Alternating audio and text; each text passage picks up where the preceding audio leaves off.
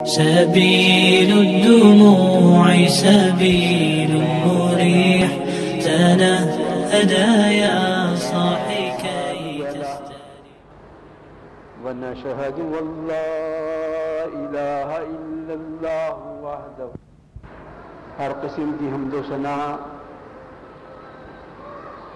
مدح و ستائش تسبیح و تہلیل تقدیس و تمجید عظمت و بزرگی شان و شوکت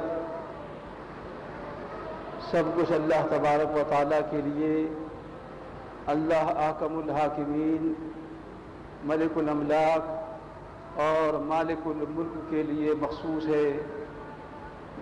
وہی اس پوری کائنات کا بغیر کسی کی شراکت کے مالک، بغیر کسی کی شراکت کے رازق اور بغیر کسی کی مدد کے اور تعاون کے سب کا مشکل کشا، سب کا حاجت روا، سب کا غوث، دستگیر، داتا، پالنہار، غریب نواز، اور وہی سب کی بغیر کسی کے تعاون کے اور مدد کے بگڑیاں بنانے والا ہے۔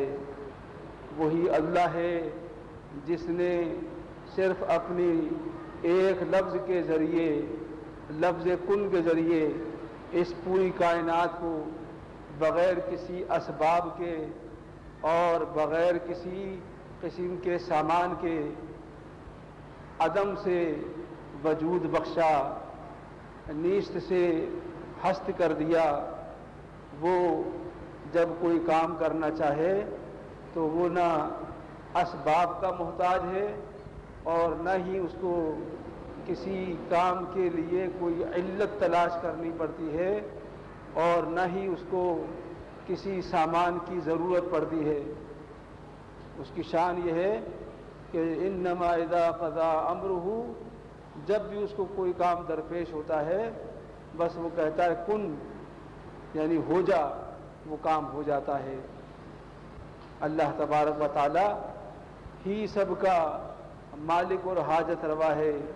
اسی کی شان ہے کہ اپنے بندوں کی سنتا ہے اور ہر جگہ سے سن لیتا ہے، جبکہ بندوں میں یہ طاقت نہیں ہے کہ وہ کسی کی پکار کو سن سکیں، کسی کی حاجت روائی کر سکیں اور کسی کے کام آ سکیں، کیونکہ سب سے پہلی شرط کسی کے کام آنے کے لیے ضروری ہے کہ اس کی فریاد کو سنا جا سکے، اور یہ سننے کا کام اللہ کے علاوہ کوئی نہیں کر سکتا۔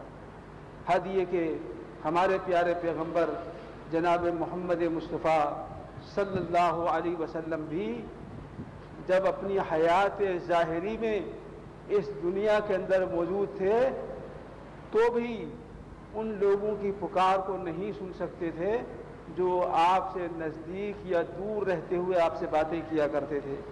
جو اللہ چاہتا تھا وہ آپ سن لیا کرتے تھے، اور جسے اللہ نہیں چاہتا وہ آپ نہیں سن سکتے تھے۔ چنانچہ روایات میں آتا ہے کہ ایک دفعہ رسول اللہ صلی اللہ علیہ وسلم نے عورتوں کی جماعت سے خطاب کیا، اور عورتوں سے خطاب کرتے ہوئے آپ نے فرمایا، اے عورتوں، تم کثرت کے ساتھ میں صدقہ نکالو، خیراتیں نکالو، کیونکہ میں نے دیکھا ہے کہ تمہاری بڑی تعداد جہنم کے اندر جل رہی ہے۔ چنانچہ آپ کی یہ نصیحت سننے کے بعد میں کچھ عورتیں رسول اللہ صلی اللہ علیہ وسلم کے گھر تشریف لائیں، اور آپ کا گھر کوئی بہت بڑا نہیں تھا، آپ پہلے بھی سن چکے ہیں، ایک چھوٹا سا حجرہ تھا جس میں اگر لیٹ جاؤ تو سر دیوار سے لگ جاتا تھا اور پیر اگلی دیوار سے لگ جاتا تھا، یعنی اتنا بڑا حجرہ تھا کہ آدمی لیٹ جائے تو وہ حجرہ برابر ہو جاتا تھا، اس میں اب مزید کسی کے لیٹنے کی گنجائش نہیں ہوتی تھی کہ ایک ہی سمت میں مزید کوئی لیٹ جائے۔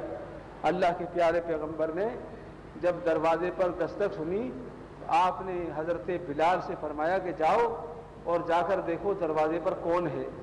یہ حدیث ہے بخاری شریف کے اندر، اور اس کو سب پڑھتے ہیں بخاری کو۔ یہ بخاری تمام مدارس کے اندر علماء پڑھتے ہیں، خواہ وہ اہل حدیث ہوں دیوبندی ہوں، بریلوی ہوں، شافعی، مالکی، کوئی سی بھی عقیدے کے ہوں، بخاری شریف سب پڑھتے ہیں کہ حضرت بلال دروازے پر آئے تو آپ نے دیکھا 2 عورتیں دروازے پر کھڑی ہیں اور آپ ان دونوں عورتوں کو جانتے تھے۔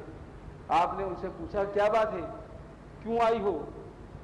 انہوں نے جواب دیا کہ اللہ کے پیارے پیغمبر نے آج یا کل ایک نصیحت کی تھی کہ تم صدقے نکالو، اور تم کو میں نے کثرت سے دوزخ کی آگ میں جلتے ہوئے دیکھا ہے، تو ہم یہ پوچھنے کے لیے آئی ہیں کہ ہم مالدار عورتیں ہیں اور ہمارے خاوند جو ہے غریب ہے، کیا ہم اپنا صدقہ، اپنے زیور کی زکوٰۃ اپنے شوہروں کو دے سکتی ہیں؟ اللہ کے رسول سے پوچھنا اور یہ نہیں بتانا کہ سوال کرنے والیاں کون ہیں۔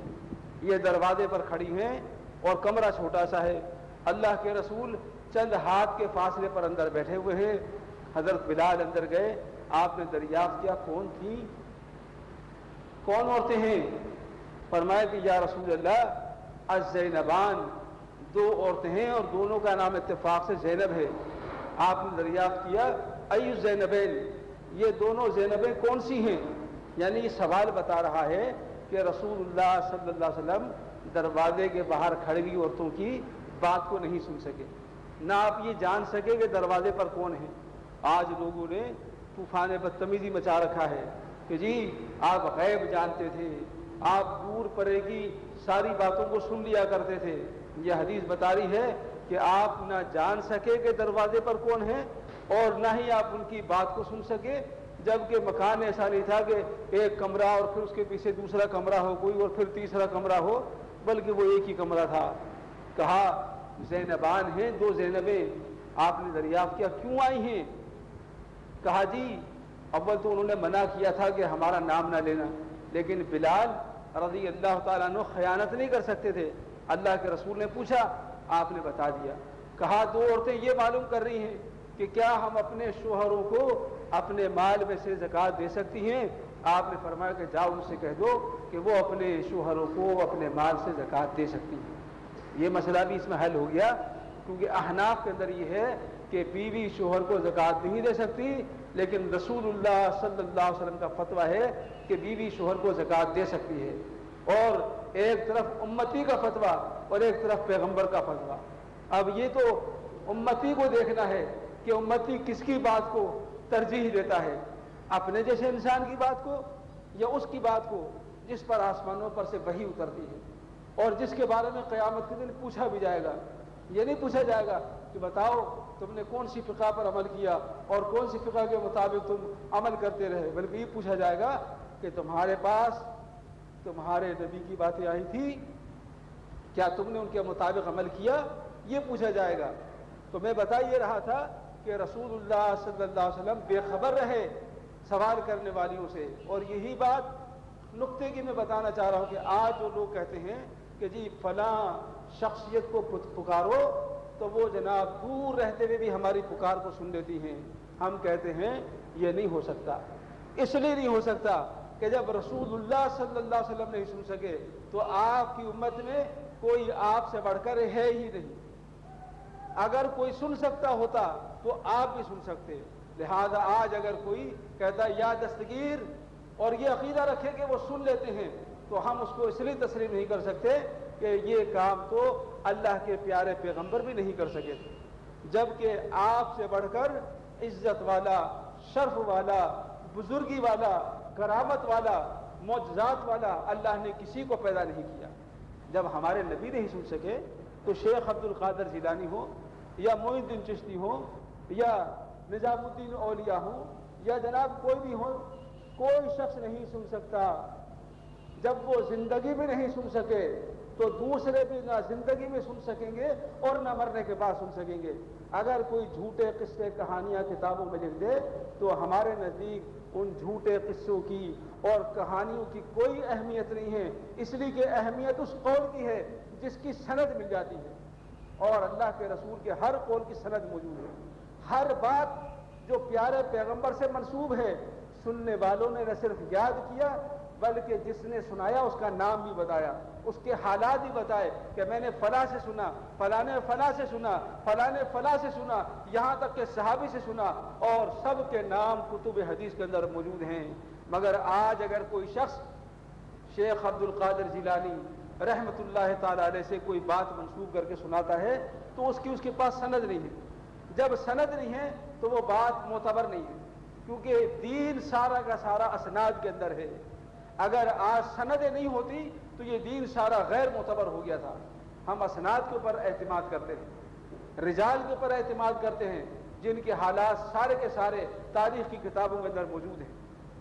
لہذا حضرت شیخ عبد القادر جیلانی رحمۃ اللہ تعالی علیہ کے بارے میں کسی نے کہا کہ جناب ایک بارات جا رہی تھی اور جناب بھنور میں کشتی پھنس گئی اور وہ ڈوب گئی۔ حضرت شیخ نے 20 برس کے بعد میں ڈوبی ہوئی کشتی کو نکال دیا، اور یہ بات بڑی تکرار کے ساتھ بتائی جاتی ہے۔